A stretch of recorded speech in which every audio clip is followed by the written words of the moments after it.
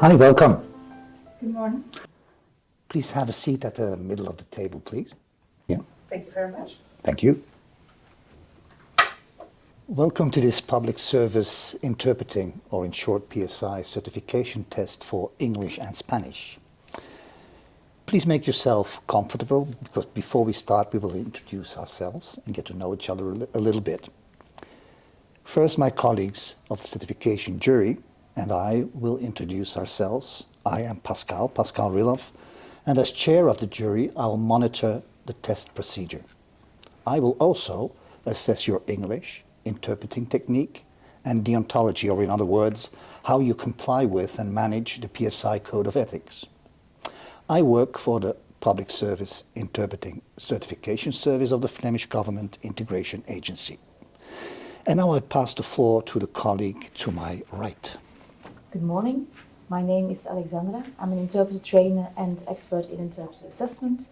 And today I will assess your English, your interpreter techniques, and your professional conduct as an interpreter. And I turn to the colleagues to my right, to my left, I'm sorry. Hola, me llamo Verónica, soy entrenadora y evaluadora de intérpretes sociales. Hoy estoy aquí para evaluar tu procesamiento de mensajes orales, también la interpretación y tu nivel de idiomas. Hola, buenos días. Yo me llamo Evelyn y soy experta en evaluar intérpretes sociales.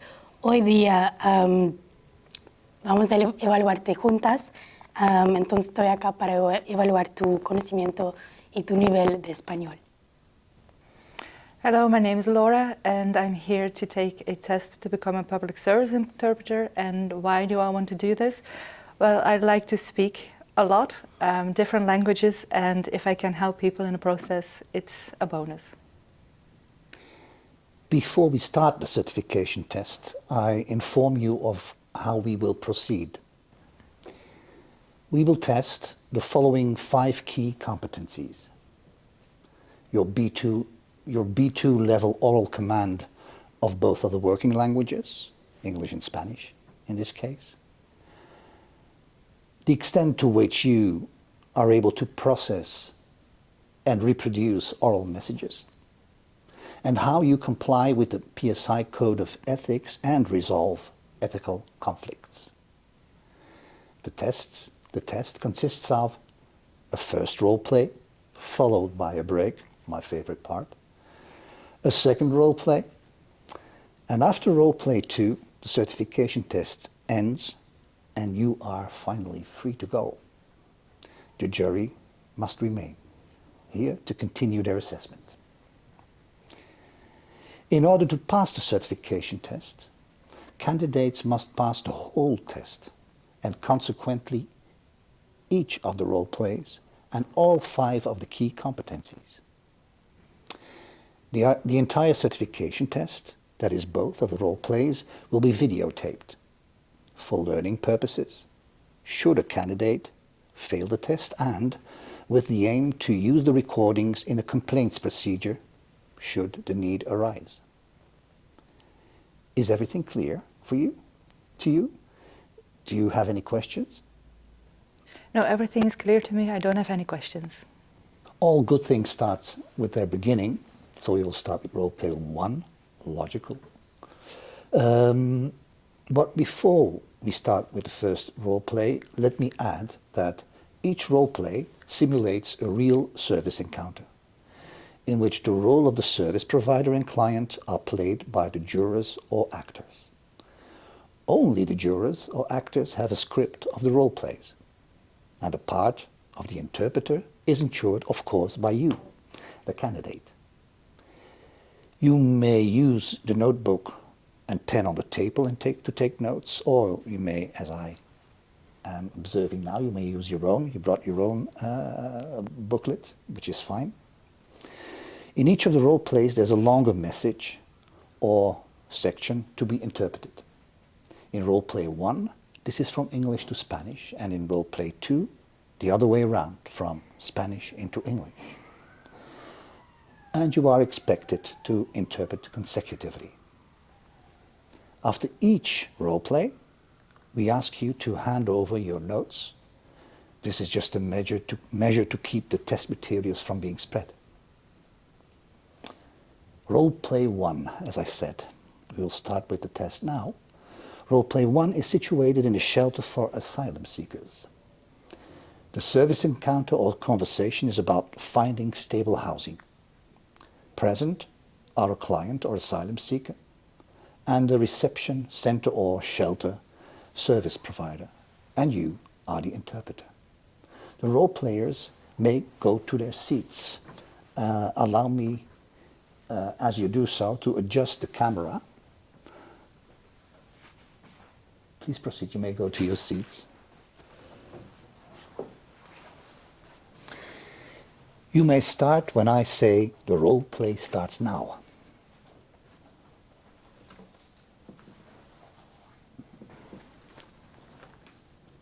The role play starts now. Good morning. Good morning. Before we get started, I'd like to introduce myself first. I'm going to introduce myself in Spanish and then I'll introduce myself in English. Hola, buenos días. Antes de empezar, quiero presentarme primero. Soy la intérprete inglés-español, español-inglés. Todo lo que está dicho aquí es confidencial, significa que no voy a decir nada a nadie. Tengo la discreción profesional y voy a interpretar en la primera persona de singular y ustedes pueden hablarse directamente. Hello, good morning. I'm the interpreter English-Spanish, Spanish-English. I'm going to translate everything that is said here.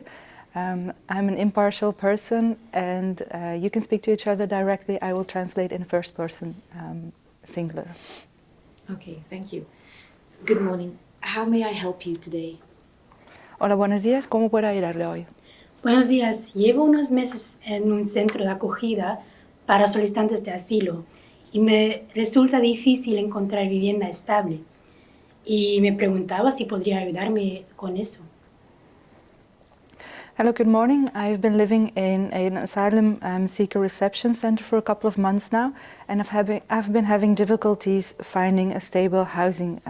So I was wondering if you could help me with that. Of course. Finding housing can be tough, especially for those transitioning from a shelter. What has it been like for you at the shelter, and what are you looking for in more permanent housing? Bueno, claro que sí. Encontrar una vivienda estable es un poco difícil, especialmente para las personas que tienen que hacer la transición de un centro de acogida a una vivienda estable. Quiero preguntarle cómo era para usted vivir en el centro y qué es lo que usted busca en una vivienda permanente. El centro de acogida ha sido complaciente, pero es comprensible que esté abarrotado y que le falte privacidad. Mi familia y yo estamos agradecidos por la acogida provisional, pero estamos ansiosos por encontrar algo más estable, donde podamos tener nuestro propio espacio y sentirnos seguros. Sobre todo es importante para la salud de mi hija.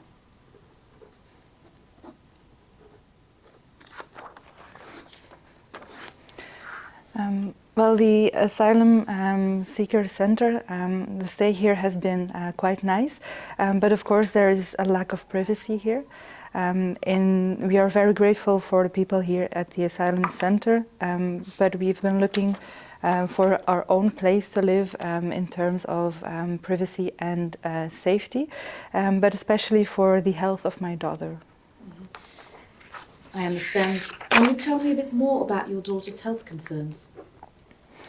Sí, lo entiendo perfectamente. ¿Me puede decir algo más sobre la salud y los problemas de la salud de su hija?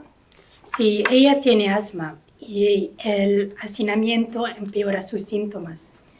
Intentamos controlarlo lo mejor que podemos, pero un lugar más limpio y espacioso sería una gran ayuda.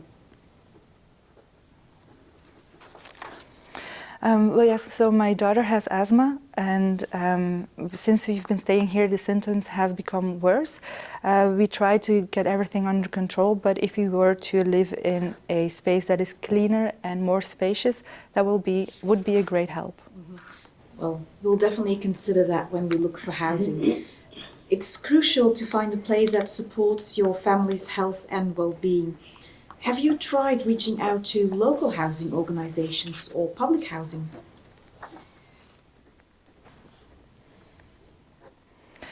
Bueno, vamos a tomarlo en consideración en la búsqueda de una vivienda. Es un Sí, punto... es que lo he hecho, pero es súper abrumador y Espero, no voy a sé por dónde interrumpirle. empezar. Voy a interrumpirle, tengo que traducir primero y voy a explicar la situación. So I was trying to translate when I was interrupted, so I explained that I have to translate first and then we can continue with the conversation. So I'm going to finish my translation into Spanish first. Bueno, entonces como estaba diciendo, vamos a tomarlo en cuenta en la búsqueda de una vivienda. Un punto crítico es... tenemos que tomar en cuenta el bienestar de todos y la salud de todos. Una pregunta para usted. ¿Ustedes ya fueran a buscar una vivienda en la región, en la localidad, o ustedes ya fueran a una oficina de alquiler social?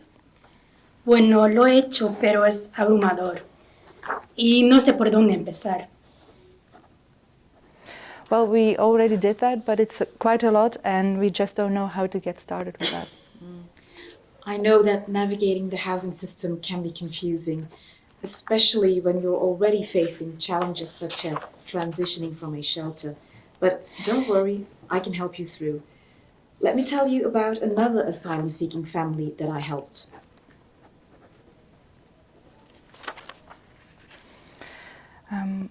Bueno, entiendo que es bastante difícil navegar esta situación de encontrar una vivienda en el sistema de viviendas. Es un poco confuso y especialmente si ya tiene otros retos en la vida, especialmente la transición de un centro a una vivienda. Pero no hace falta preocuparse porque voy a ayudarle en este asunto y voy a explicarlo con un ejemplo de otra familia que ya ayudé. This family arrived in our country seeking refuge from a war-torn region. Like you, they found themselves in a shelter for asylum seekers, desperate to find a more permanent housing solution. Now, in their search for a house, they encountered numerous obstacles, such as discrimination from landlords who were hesitant to let to asylum seekers. They also struggled with the language barrier and had trouble with paperwork. But despite these challenges, they remained determined to find a safe and stable home for their family. Eventually, their persistence paid off, and we were able to secure them a modest apartment in a welcoming neighborhood. So let's take it one step at a time. We'll get the paperwork sorted, explore all options, and find something suitable for you. I know the paperwork might seem endless, but each document is a crucial piece of the puzzle in securing stable housing for you and your family. Once we have your identification papers, income statement or financial assistance, and documentation related to your asylum status, we can start looking for places that fit your needs. I will work closely with you to understand your preferences and any specific needs you may have, such as proximity to schools or medical facilities for your daughter's health.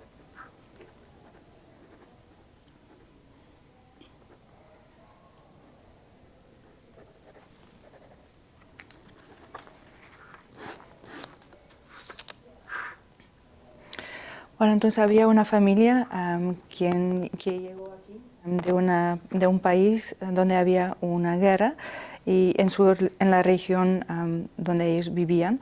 Entonces ellos fueron aquí, igual que usted, refugiándose, buscando asilo y ellos estaban en el centro de acogida también, muy desesperados en la búsqueda para encontrar una vivienda permanente.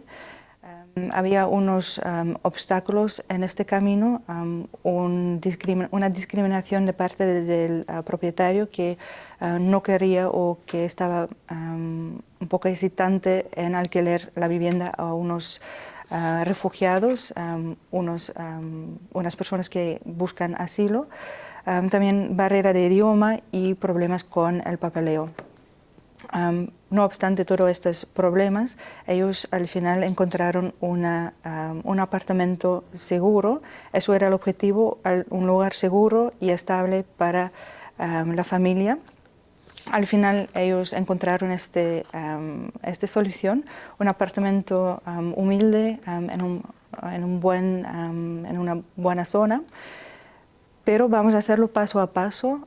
Primero vamos a buscar las opciones, las posibilidades que hay, vamos a arreglar el papeleo y también vamos a ver cómo podemos procurar la solución para ustedes.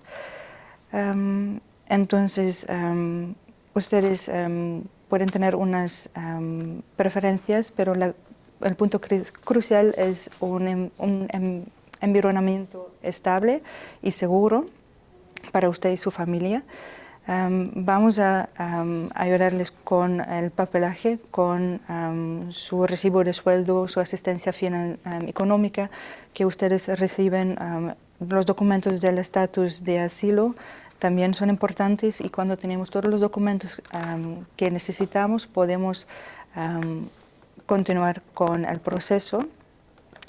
Hay unas necesidades específicas por la familia. Me imagino, por ejemplo, que hace falta tener una escuela cerca o unas facilidades médicas por la salud de su hija cerca de la casa.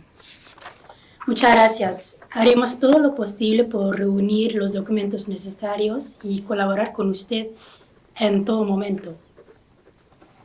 Well, thank you very much. We're going to do everything we can to get all the documents together and to work together with you in every way possible. That's the spirit. Es como lo queremos ver. Bueno, hay algo más de lo que quería hablar. En mi cultura, los lazos familiares son muy importantes. Aunque le agradezco la ayuda y los consejos que me da, me siento un poco incómoda por tomar decisiones sin consultar a mi familia. Señora intérprete, usted sabe lo importante que es la familia en nuestra cultura. ¿Puede usted explicárselo a la señora? Bueno, primero, yo no tomo parte en la conversación, solo estoy aquí para traducir y tengo que traducirlo todo, entonces voy a traducirla a la señora y vamos a ver. Well, I have another question I would like to ask you. So in my culture, family ties are very important, and while I'm very grateful to receive your help, I feel a bit uncomfortable having to make a decision without first consulting my family. At this point, the asylum seeker spoke to the interpreter directly, explaining that family is very important in her culture, and if the interpreter could explain the importance of that to you. At this point, the interpreter said to the asylum seeker that the interpreter does not take part in the conversation, is just here to translate, but that I was going to translate everything to you and that we would go from there. I get it. Maybe we can involve them somehow in the decision-making process? Bueno, sí, lo entiendo. No sé si hay una forma en que podemos incorporarles en ese proceso de tomar la decisión. Sí, eso ayudaría. La familia importa y sobre todo ahora. Y para mí es importante que mi familia se siente incluida en este proceso, incluso desde la distancia. Aún más porque últimamente me siento muy abrumada.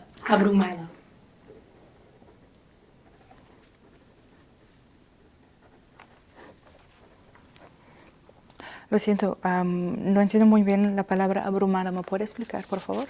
Que todo es demasiado para mí en este punto. Well, yes, that would be very helpful because family is very important to me, especially right now. To me, it's very important that my family could be included in this entire process, even if it's at a distance, especially since I'm feeling, at that point the asylum seeker said, abrumada, the interpreter did not understand, so asked for an explanation. So the explanation is, especially since I'm feeling that it's too much right now. I'm so sorry to hear that. What has been on your mind? Lo siento mucho escuchar esto. ¿Qué es lo que le está pasando por la cabeza? Bueno, desde que huí de mi país de origen, me persiguen los recuerdos de la violencia y la persecución a las que me enfrenté. Y me cuesta dormir y a menudo me siento ansiosa y con los nervios de punta.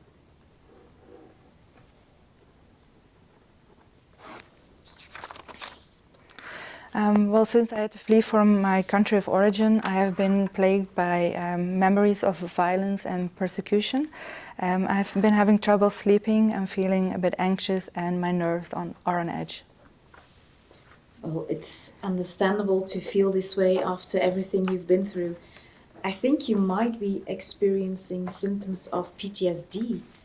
Have you spoken to anyone about these feelings?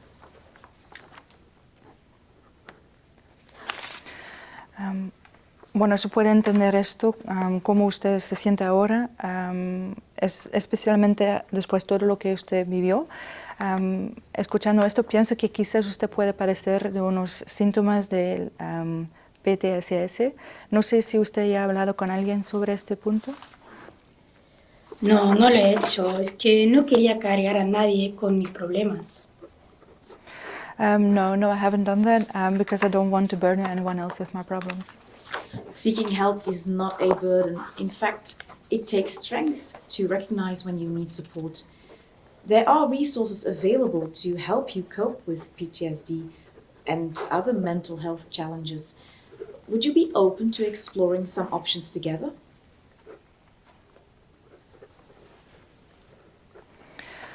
Bueno, no hace falta sentirse así, que no es un problema hablar con personas sobre este tema. Es una muestra de fuerza buscar ayuda por cualquier problema. Tenemos bastantes recursos por problemas del síndrome de estrés postraumático, pero también por otros problemas mentales. No sé si usted está abierta para buscar ayuda. Sí, creo que sería útil, pero me preocupa el coste de esas opciones. No estoy muy segura de que pueda pagar esos servicios de salud mental. Well, I think it could be very useful indeed, but I'm not sure about the cost of every of those options. I'm not sure if I'll be able to afford it, these mental health solutions. Well, you can always contact your social assistant or doctor at the Center for Mental Health Support. And because you are still living at the asylum center, this is free of charge. What you say to them is protected by professional secrecy. Bueno, usted siempre puede ponerse en contacto con el asistente social o el médico del centro de salud mental y porque usted todavía vive en este centro de acogida, es gratis para usted y los que trabajan en este centro tienen un secreto profesional también. Ah, no lo sabía. Pero ¿y si nos salimos del centro de acogida? No podré pagar las consultas una vez que vivamos por nuestra cuenta. Well, I didn't know that, but once we leave the center, I will not be able to pay for all this when we have to, for all the consults, when we have to live on our own. Well, in that case, we can still file an application for medical assistance. If Fedazil approves your request, they will pay the cost of the medical services. Another option is to go to the OCMW. They will provide social assistance to people who are in need, depending on the situation.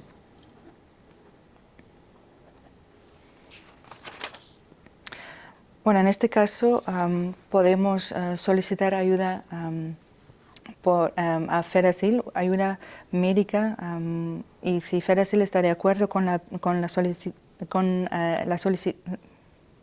aplicación, usted puede seguir el tratamiento y ellos pagan.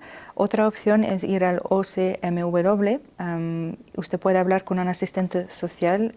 ellos dan ayuda a personas que necesitan ayuda, depende de la situación de cada persona. Oh, eso me tranquiliza. Muchas gracias por la información. Okay, well, this puts me at ease, so thank you very much for the information. No problem. I propose we wrap up this meeting for now, and I'll reach out to you shortly to continue our discussion on any housing options. De nada, propongo que terminamos aquí y cuando tenemos más información sobre las opciones de la vivienda, continuamos esta conversación. Perfecto, gracias por escucharme, por su apoyo. Perfect, thank you for listening and for your help. You're welcome.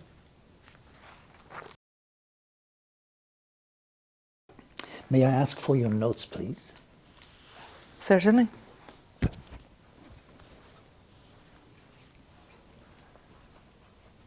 Thank you. You have a 15-minute break now while the jury deliberates. Be so kind as to wait outside in the waiting area, please. First, before you go, I give you the context of the second role play. So role play 2 is situated at the VDAB, the VDAB as we say here, the employment office. VDAB employee and an asylum seeker talk about finding a job. And again, you will act as the interpreter. Okay, thank you. See you in a moment. Thank you.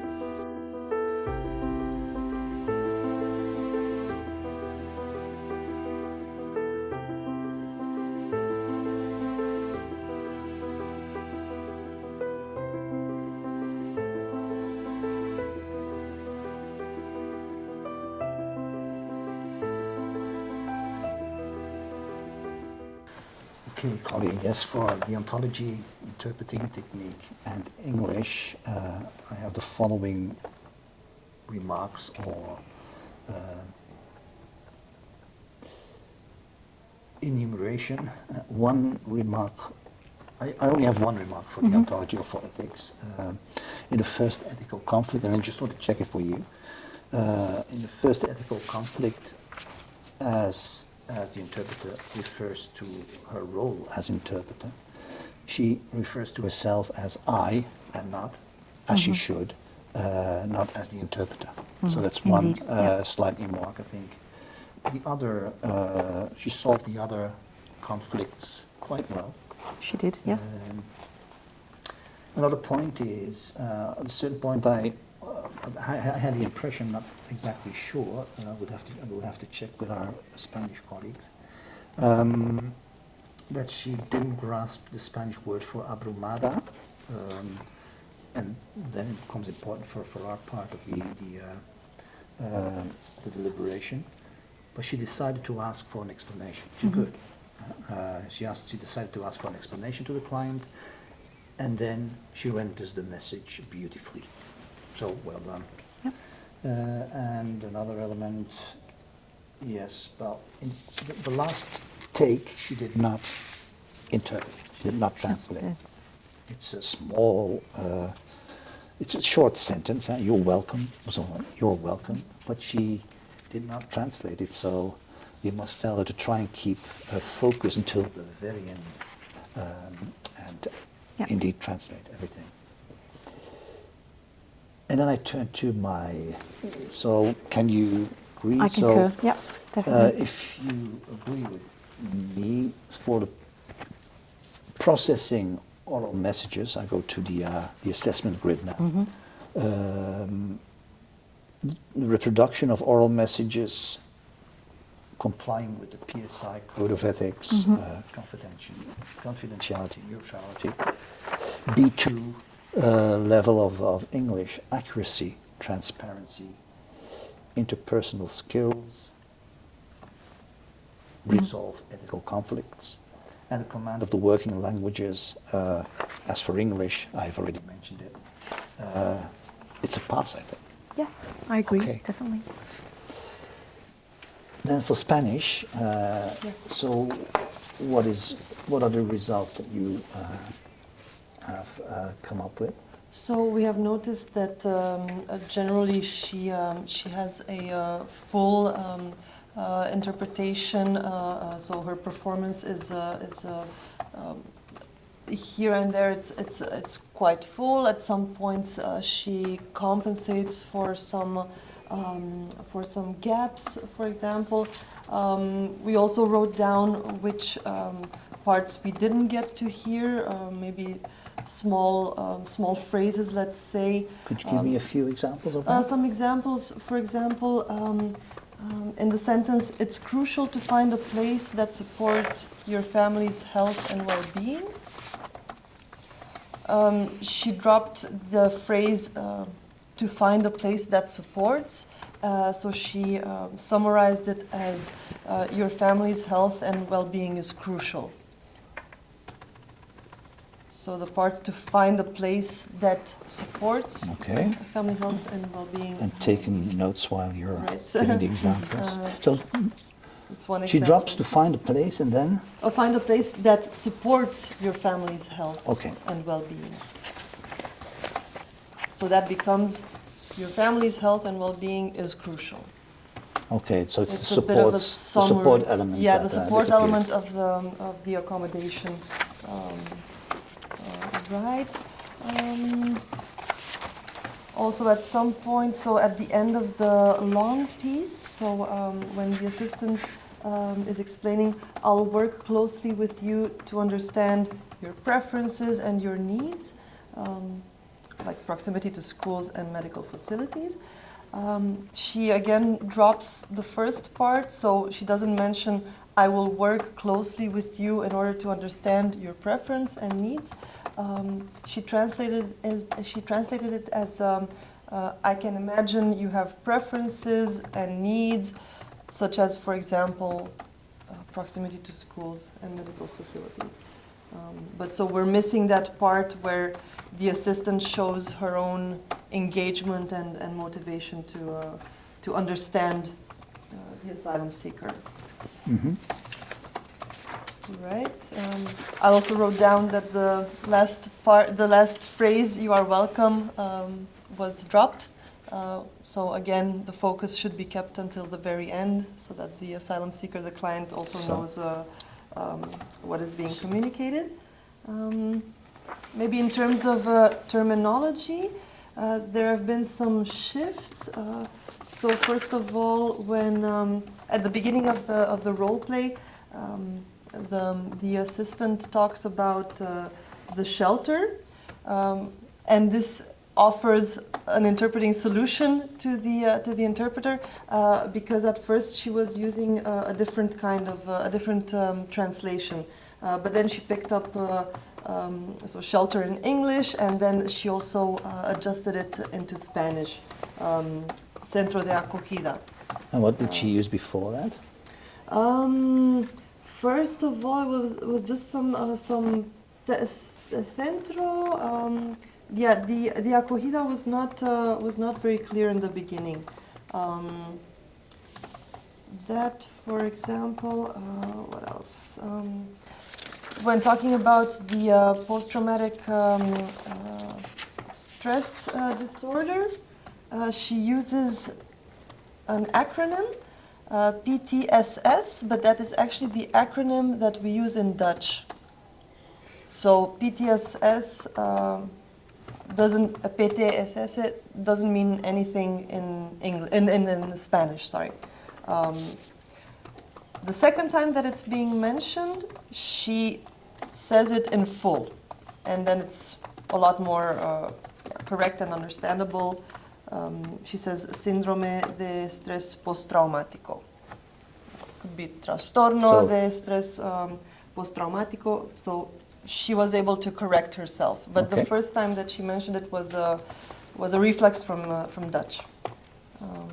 And also regarding public housing, she made that into social rental housing, whereas so she said alquiler social, whereas the term in Spanish is actually viviendas públicas. So just a shift in terminology, let's say, that's something to look into. Okay. Any other types Right. of errors? Maybe this one? Yes, when they're talking about her psychological problems, and she has to interpret seeking help is not a burden, the message actually shifts towards talking to others is not a problem. So it becomes less specific. Instead of seeking help and burden, we have talking to others, not a problem. So once in a while we notice that her interpreting is not as specific as the initial message. And she could have used because I said in the role play, hablar con la gente no es una carga. So I used the word already, so she could have picked it up, but she didn't. Yeah, the translation for burden. Yeah. Okay, so let's, unless you have other specific elements, I'd like to No, thank you. come to your conclusions. So you have enumerated a number of errors or interpreting elements or terminology that was not precise enough. Sometimes there's a lack of precision, lack of accuracy perhaps also. Like in the Viviendas Públicas, I thought you mentioned that she translated it into Spanish as in English then social renting housing. So where does that leave us overall? Is this a pass or? Well, for Or us should we- in the general lines, it is a pass because we feel that the big message, so the general message is conveyed. Here and there are some mistakes in the specificity of the interpreting, but we feel that at some points she manages to compensate for those mistakes, or she picks up some words and uses them correctly later on. So we definitely feel that she has potential in overcoming those mistakes, and in general this was a good performance. I don't know if Evelyn, you agree with me as a role player? For me. Also, the Okay. fact that she asked for a clarification when she didn't understand the word abrumada. It's very good to know that interpreters, so that she shows that she doesn't understand something. She doesn't just leave it out. She asks for clarification. She also checks back with the other person to explain that she has asked an extra question. So I think she compensates very well for whatever flaws. Allow me might be. some additional questions. Anyhow, so you said as part of this jury that she has potential in overcoming mistakes, which is not, the same as overcoming mistakes. Are we certain enough of her performance to let her pass, knowing that when she's certified, when she passes, she can go and interpret. She lands in the job. So True. Personally, I feel that what we have seen here today was definitely good enough, and some mistakes I would ascribe to the stress of a test situation. But I feel, as I was very surprised to hear some really nice translations. So I do feel that, really quite a lot of these mistakes were due to the stress situation. Then I suggest that we enumerate a number of examples in the final results that she will receive, and ask her to be more precise and learn from these examples. Right. So I come up with the following. I go to the final results together with you now to make sure that I all have it. I have it all. So the interpreter, the candidate passes the ontology, interpreting technique, English, interpreting Spanish into English, English into Spanish. For English and the ontology and interpreting technique, there were not that many remarks, only the first ethical conflict. It's not I, but she has to refer to herself as the interpreter. She doesn't grasp the Spanish word abrumada, but she decides to ask for an explanation. Then she renders the message beautifully. Both or all testers agree that she has to keep her focus until the end and interpret also the last sentence or the last take. The interpretation into Spanish and the level of Spanish are fine, although in general the interpretation is complete, but there are some omissions, and I've enumerated them here, I've mentioned them here. And terminology-wise, sometimes there's a lack of precision here, like centro, where she does not mention shelter, but a center, if I'm mistaken, and does not add reception or acogida. PTSD, in the end, she doesn't. She uses a wrong acronym, but then she decides to choose for the full option, right. Which is correct. A number of other examples. So in the end, she passes, but for Spanish or the interpreting from English into Spanish, be more precise. But you do manage to compensate. You reuse, for example, words that you pick up underway. You have the potential in overcoming mistakes. You ask for clarification. So overall, a good interpreting job, right? Yes. So she passes. Thank you.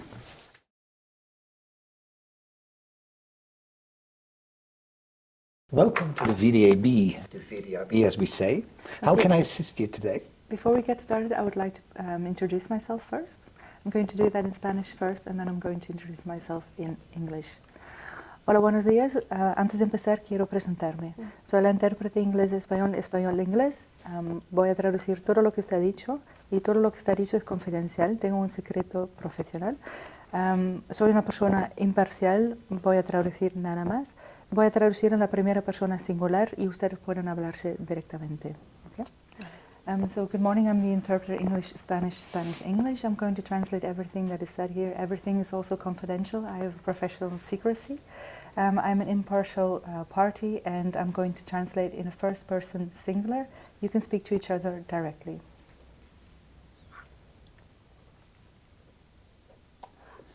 So welcome to the VDAB.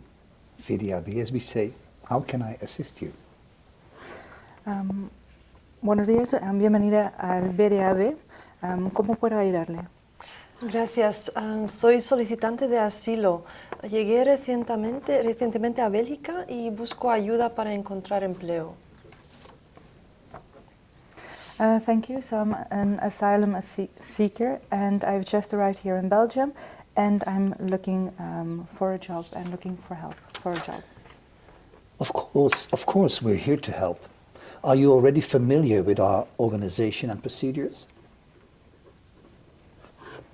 Claro, estamos aquí para atenderle a usted. No sé si usted ya está familiar con la organización y los procedimientos. No, todavía no. ¿Es eso un problema? No, not yet. Is that a problem? No, not at all. I will briefly explain what we do here, and then we can go further. We can go into further detail about your job search. No, claro que no. Primero voy a explicar lo que hacemos aquí y después podemos entrar en detalle sobre la búsqueda de un trabajo. Perfecto, gracias. Perfect, thank you. The VDAB is the employment service of Flanders. We can help you find a job by publishing your CV on our website where employers can find it. or by pointing you towards interesting job offers. Speaking of a new job, do you have any previous work experience or specific skills that you would like to highlight?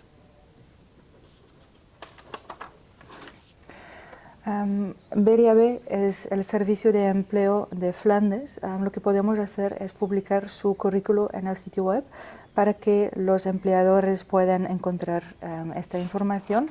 También podemos dirigirle a unos a puestos de trabajos que le interesan. Hablando de encontrar un trabajo, ¿cuál es su experiencia laboral previa? Y no sé si usted tiene unas capacidades específicas que quiere mencionar. Pues solía trabajar como carpintero en mi país de origen. Tengo varios años de experiencia en carpintería y construcción.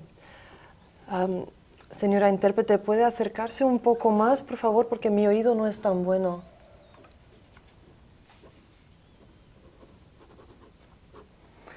Primero tengo que traducirlo todo y vamos a ver cómo lo arreglamos. ¿Okay? Vale. Well, I have been working as a carpenter in my country of origin, so I've had a number of years experience in carpentry and in construction. At this point, the asylum seeker addressed the interpreter directly, asking if the interpreter could come and sit closer to her because she can't hear the interpreter very well. So the interpreter wanted to first address this to you to see how we can arrange this situation. Okay, so I'm under the impression that you can answer all the questions. We have a conversation, so I think we can keep our positioning the way it is now. Do you agree? Bueno, estoy bajo la impresión que usted me puede responder. Cuando hago una pregunta, usted puede responderme. Tenemos una conversación, por eso yo pienso que estamos bien así como estamos. No sé si usted está de acuerdo con esto. Vale, si todo pasa en voz bastante alta, está bien para mí. Okay. Yeah, yes, if everything can be said with a clear and loud voice, then it will be fine. Okay. So, several years of experience, huh? That's wonderful. Can you tell me a bit more about any specialized skills that you have developed on those jobs? Vale, entonces, varios años de experiencia. ¿Puede usted explicarme un poco sobre unas capacidades específicas que usted aprendió haciendo el trabajo? Pues en mi país de origen fui carpintero durante más de una década. Todo empezó cuando yo era una adolescente apenas. Comencé como aprendiz de un maestro carpintero en nuestro pequeño pueblo. Los primeros años fueron cruciales. Me enseñaron de todo, desde cómo medir y cortar madera, hasta cómo unir piezas y acabarlas. A medida que adquirí más experiencia, abordé proyectos cada vez más complejos. Pasé de hacer muebles personalizados para la gente local a trabajar en grandes obras de construcción para edificios comerciales. Me volví muy buena en prestar atención a los detalles, asegurándome de que cada cosa que hacía fuera de primera calidad. Ya sea que estuviera tallando diseños elegantes para muebles elegantes o armando estructuras sólidas para edificios, siempre me dediqué en cuerpo y alma, asegurándome de que estuviera bien hecho. Pero no se trataba solo de cuestiones técnicas. Ser carpintero también me enseñó muchas lecciones de vida importantes, como la paciencia, perseverar cuando las cosas se pusieron difíciles y descubrir cómo resolver problemas. Aprendí a manejar todo tipo de desafíos y a trabajar bien con otros para conseguir acabar las cosas. La comunicación también era muy importante, ya fuera hablando con otros carpinteros en el trabajo o charlando con clientes para entender exactamente lo que querían y hacerlo realidad. También me volví bastante buena en la gestión de proyectos, asegurándome de que todo se ajustara al presupuesto y a tiempo. Así que sí, ser carpintero me dio un montón de habilidades, desde habilidades para trabajar la madera hasta poder trabajar bien con otros y gestionar proyectos.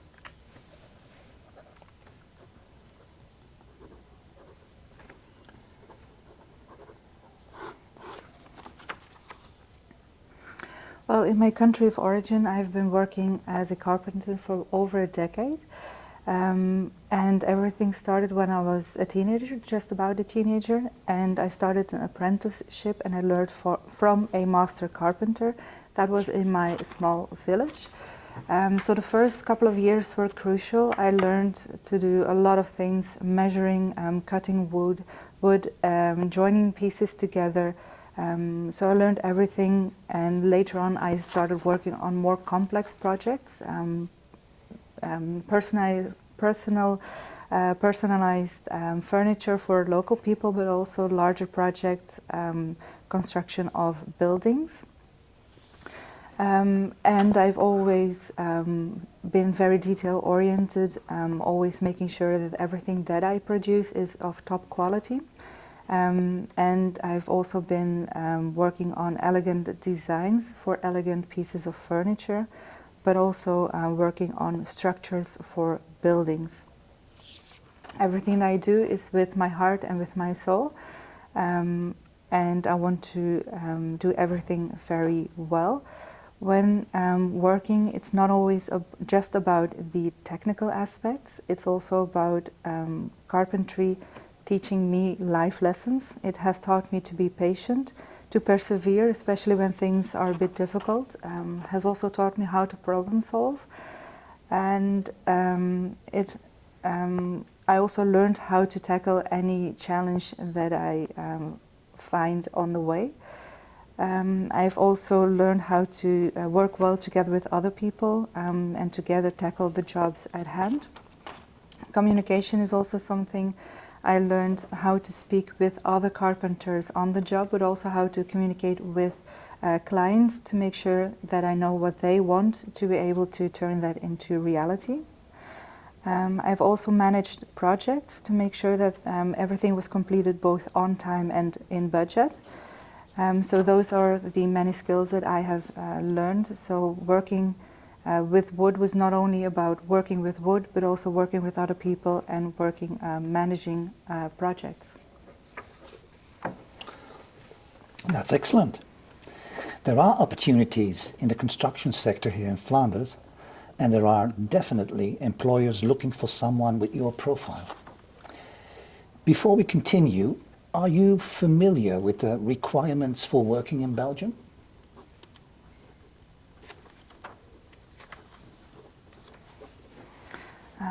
Excelente. Pienso que hay muchas oportunidades en la construcción aquí en Flandes y su perfil es un perfil muy deseado por varios empleadores. Antes de continuar con esto, no sé si usted está al tanto de los requisitos para poder trabajar aquí en Bélgica. No del todo. Supongo que necesitaría solicitar un permiso de trabajo, pero no estoy seguro de los detalles.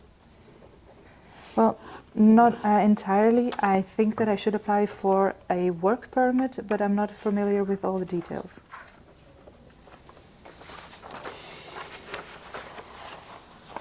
Okay, as an asylum seeker, you have the right to work if you have not received a decision from the Office of the Commissioner General for Refugees and Stateless Persons, the CGRS, 4 months after having submitted an asylum request for international protection. Have you already submitted your request? Vale, entonces usted es solicitante de asilo. Significa que usted tiene derecho de trabajar si todavía no ha recibido una decisión de la Comisaría General de los Refugiados y Apátridos desde en el periodo de 4 meses desde la petición de asilo. Petición de asilo para obtener protección internacional. ¿Usted ya solicitó este asilo? Pues sí, he recibido mi tarjeta naranja del municipio. Yes, and I've already received my orange card from the municipality. Ah, perfect. Then we can continue your job search. Madam, the interpreter, can you just, the next time, can you explain these things the next time? That will save us so much time. Well, I'm sorry, but I'm just here to translate, and that's it. If you want to say something, you can speak to them directly, and I will translate everything. And I'm going to translate this for the other party as well. Bueno, perfecto. Esto significa que podemos continuar con la búsqueda de trabajo. En este punto, el señor se dirigió directamente a la intérprete, preguntando si la próxima vez la intérprete puede traducirlo todo para no perder tanto tiempo. La cosa es que la intérprete solo está aquí para traducir nada más. Si el señor quiere decir algo, puede dirigirse directamente a usted y voy a traducirlo todo. Ok, vale. Pues si puedo intervenir, quiero hacerle una pregunta que tengo en mente desde hace mucho tiempo. Lo que más me preocupa a la hora de buscar trabajo es mi holandés. Apenas hablo el idioma. ¿Será eso un problema? Okay, if I could just interrupt, I would like to ask a question that has been on my mind for quite some time. So I've been worried about, while searching for a job, about my Dutch, because I only just about speak the language. Would that be a problem? Well, while knowing Dutch can definitely open up more opportunities, it's not always a requirement, especially in certain industries. Some employers also work with a language coach who helps individuals like you improve their Dutch language skills. They also help their co-workers communicate with a non-native speaker of Dutch.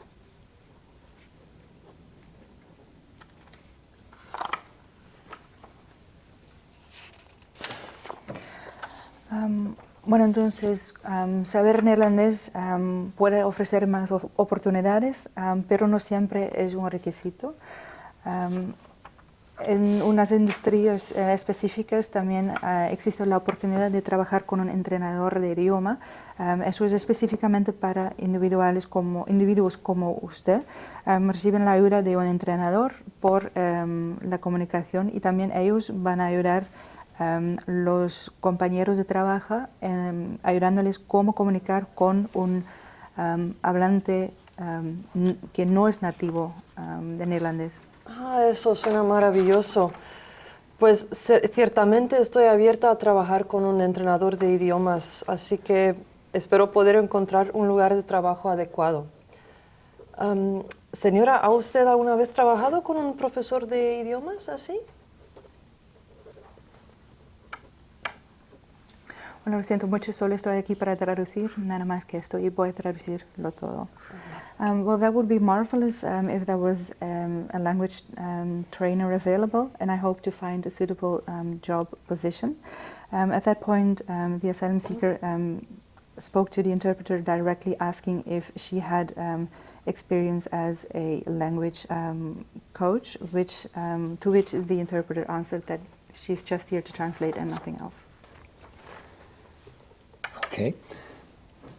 Well, we will certainly try our best to find one. Just a few more questions, please, if you don't mind. Are you looking for full-time or part-time employment? Vamos a hacer todo lo que podamos para encontrar a alguien. Tengo unas preguntas más, si no le molesta, por favor. ¿El trabajo que usted busca es a tiempo completo o a tiempo parcial? Bueno, de hecho, espero encontrar trabajo a tiempo parcial, si es posible. Well, I'm hoping to find a part-time job if that's a possibility. May I ask you why you prefer part-time employment? ¿Puedo preguntarle por qué tiene la preferencia por un trabajo a tiempo parcial? Bueno, tengo hijos que cuidar y dado que soy su cuidador principal, el trabajo a tiempo parcial me permitiría equilibrar mis responsabilidades en el hogar y al mismo tiempo contribuir financieramente. Quiero mantener a mi familia y al mismo tiempo estar ahí para mis hijos durante este periodo difícil. Well, I have children to take care of, and I am the main or the principal caregiver. So I'm looking to find a balance between my responsibilities at home and providing financially. So I would very much like to be able to support my family, but also be there for my children in these difficult times.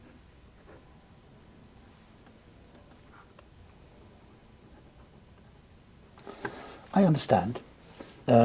It's essential to find a work-life balance, especially when caring for children. We'll focus our job search on part-time opportunities then. Opportunities that align with your skills and preferences.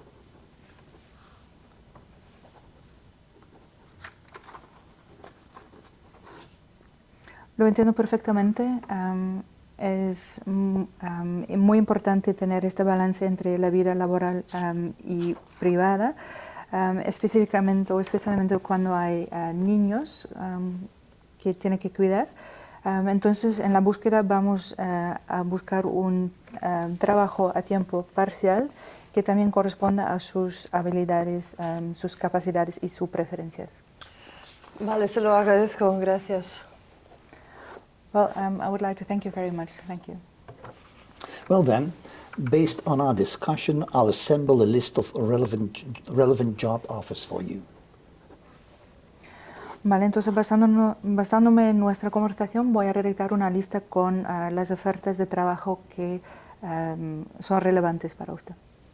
Vale, eso sería genial. Agradezco su ayuda para encontrar oportunidades adecuadas. Well, that would be wonderful. Thank you very much for your help in the search of the opportunities.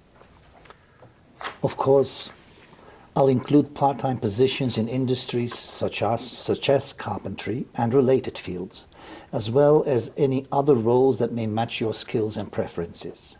I'll send them to you via email within the next few days.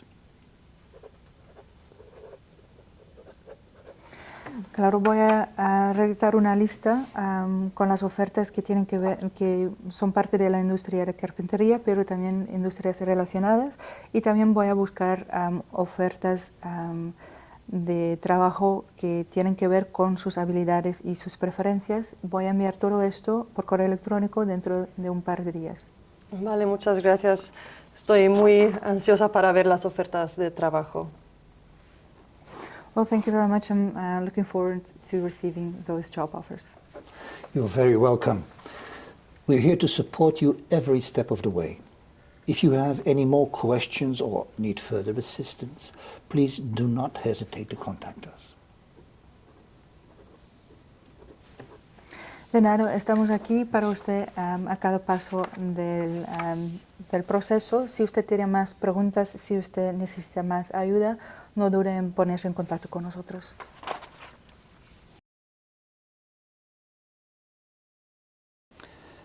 Okay, can you hand in your notes, please? Yes, I can. Thanks. Here you go. Okay, after the second role play, the certification test has come to an end. That means you are free to go, and we will send you the final results of your certification test by email at the latest 2 weeks from today. Thank you very much.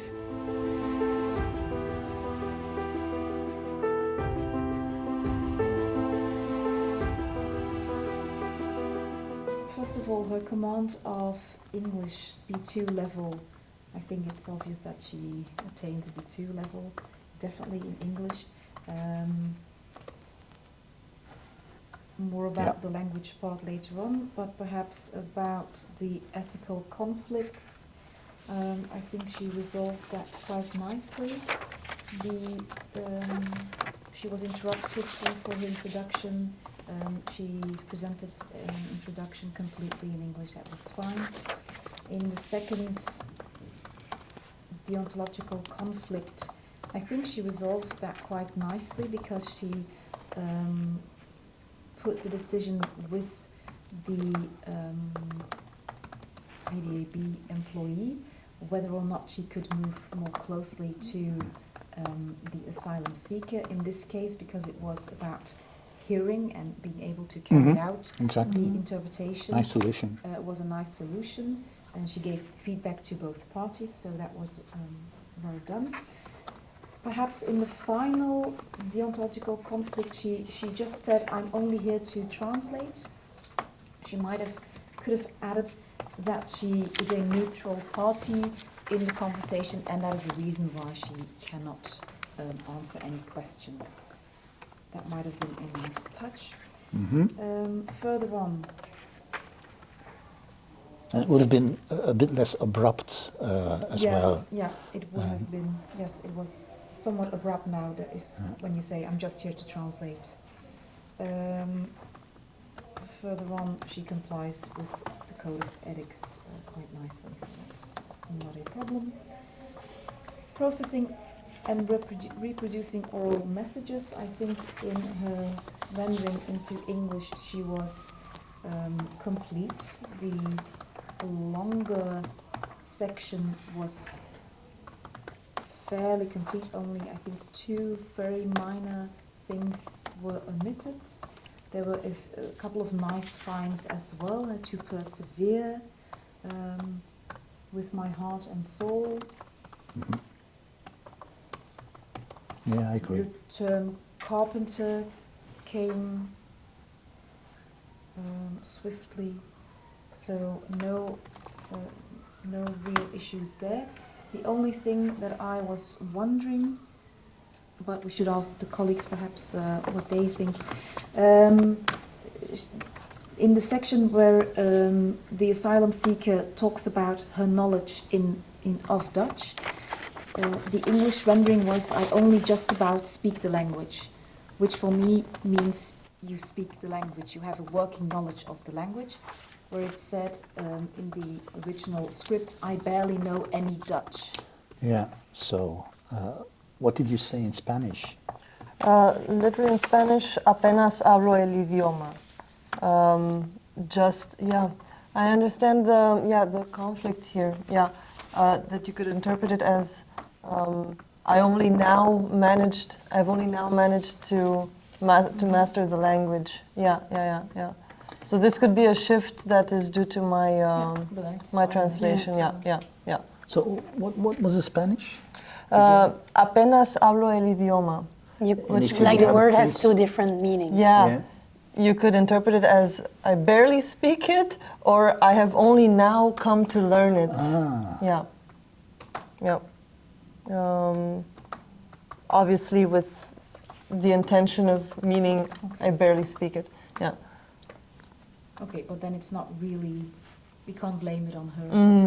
No. Okay. No. All right. Thank you. Then I turn to the Spanish colleagues for their findings. Okay, so first of all, she pauses for Spanish, but we have some small remarks about her grammar. First of all, she has trouble to find the lost, how do you say it, like she switches between a and o. The termination. Like termination, like puestas, she says puestos, like things like that. Or another example. And is that feminine or masculine? Is that a No, so in this case it would mean job, workplace, puesto, puesto de trabajo. Okay. And she turned that into puestas in plural. So just a remark for her to pay attention to the terminations regarding masculine and feminine. Yeah. Also like nouns. adjectives. Yeah. For example, apatridas. Apatridas. Apatridas. Yeah. This being a noun, so the general commissary. So for refugees and stateless people, you have the term stateless, apatridas. This is the term also for males, but she turned that into apatridos. And it's female and male. Yes, so yes. it's feminine. And Sometimes in Spanish you have that type of construction. Yeah. Okay. Then also she has to pay attention when she uses the subjuntivo. For example, like in her introduction, she says, voy a traducir todo lo que está dicho, so it's the indicativo, but it has to be subjuntivo in this case. Because things haven't been said yet, so it's about everything that will be said, but you don't know what will be said, so that's why you use subjuntivo. Not determined yet. Yeah. So there are fixed rules, if I understand you correctly, Yeah. in using that subjuntivo that she doesn't apply, and she uses then the indicative. Form, exactly. Another small remark is that in Spanish you always use a verb, and if you combine it with a person, for example, helping someone, in Spanish it would be ayudar a una persona, but she skips the a. So she just says ayudar una persona, but you have to add the a. The example was ayudar sus compañeros. Ayudan sus compañeros. So there are So I heard certain, in fact, there are kind of idiomatic expressions, idioms in Spanish. Then when you say ayudar or certain type No, of it's just verb, Any verbs. verb. Any verbs Verbs. with a person. Yeah. with You a have to person, add you an have to, Yes. so it's a fixed thing. It's a Yes, fixed rule, Spanish. yeah. Yeah. When the person is an object, you help someone. It's a direct Which she has object. failed to do. Yeah. Yeah, but I think she knows the rules, but It's why some Spanish speakers, when they speak English, they say help to someone, because they see the a and they translate it. Okay, anything else? so that was it for the grammar, I think. So Maybe the grammatical remarks, she translation. passes grammatical remarks. Yeah, we'll read something else. How about the translation themselves? And, are there any omissions or? One omission was that is wonderful. She just skipped it. Then on page 2, there is a part that's like there are opportunities in the construction sector, and she translates it as I think there are opportunities. So it becomes a bit like uncertain or like an opinion, but in this case it's more like a fact.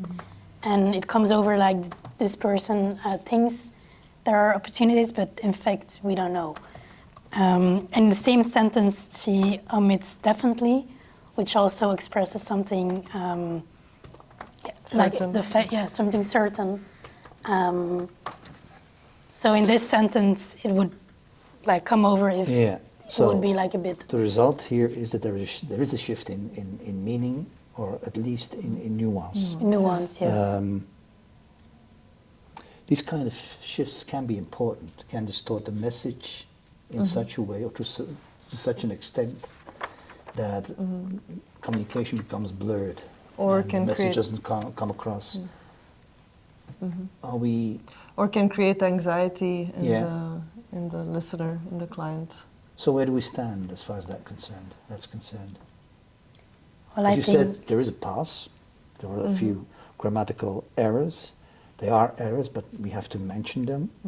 There are not all that many errors. It's B2, right? yeah.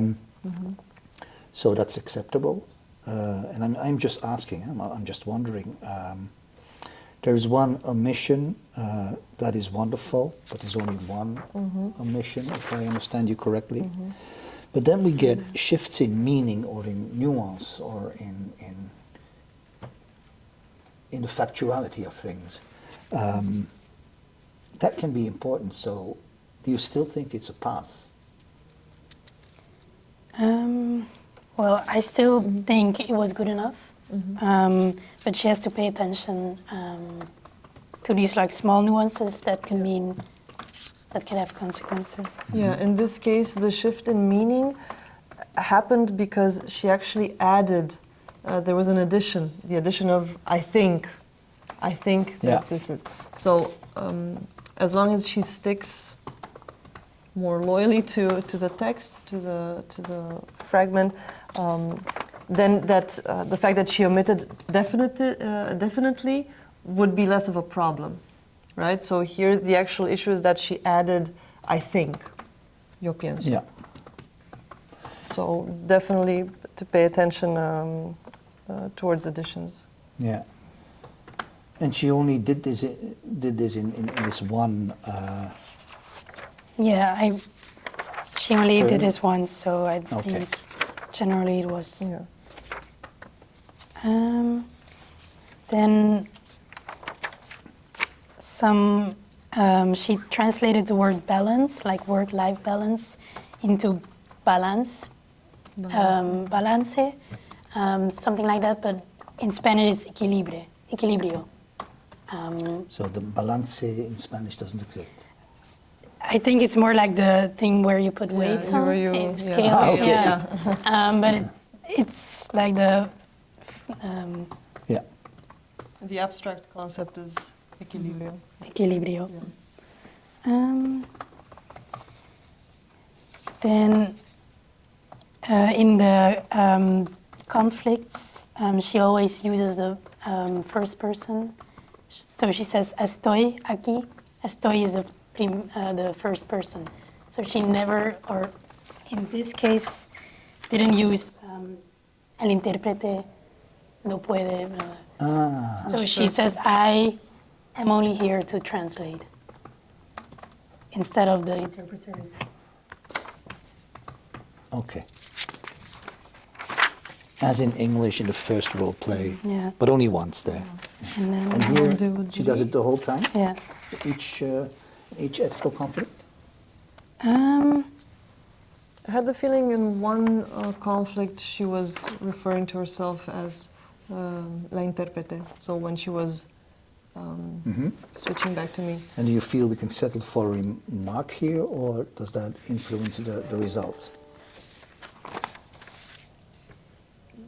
I don't think it influences the result, but we definitely have to point it out. Yeah. Okay. There was one more thing. In the third conflict, where you ask, could you explain these things next time in order to save time? Yeah. She shifts the meaning, she translates incorrectly. She told me as the client that she was asked to translate everything next time, not to explain everything. So that creates a shift in meaning. Yeah. And it doesn't make sense because afterwards she also says, but the interpreter said, I think that's when she said, but the interpreter is here to translate everything. Yeah. But Doesn't it's make like two sense. times, yeah. No logic there. So it's about explaining things. So in that case, she should have also mentioned that, indeed, she's only there to interpret. That is her role. She's a neutral person, not to explain things. Yeah. Okay, to summarize, from English to Spanish she passes, but we have to not alarm her, but make sure she's awake and that we point out that there is some degree there's some lack of precision that she has to work on. Correct? Yes. Okay. Okay, thank you for your input. I think we can reach a final conclusion, which is that we have a candidate who passes the whole test, with, of course, remarks. I will finalize my notes, gather your signatures, and then we can inform her of her results. Thank you. Great. Thank you.